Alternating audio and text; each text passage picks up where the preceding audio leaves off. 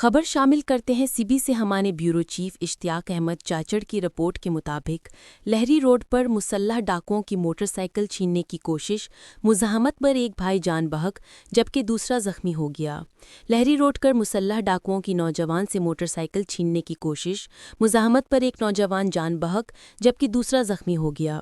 واقعے کی اطلاع ملتے ہی 1122 کا عملہ اور لیویز فورس موقع پر پہنچ گئی۔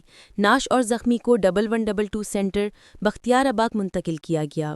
جان بحق شخص کی شناخت ارشاد علی جبکہ زخمی کی شناخت اعتبار کے نام سے ہوئی۔ جان بحق اور زخمی ہونے والے دونوں آپس میں سگے بھائی ہیں۔ زخمی ہونے والا شخص FCA اہلکار ہے جو کہ چھٹی پر گھر جا رہا تھا کہ راستے پر یہ افسوسناک واقعہ پیش آ گیا۔ زخمی شخص کو طبی امداد دینے کے بعد سول اسپتال CB ریفر کر دیا گیا۔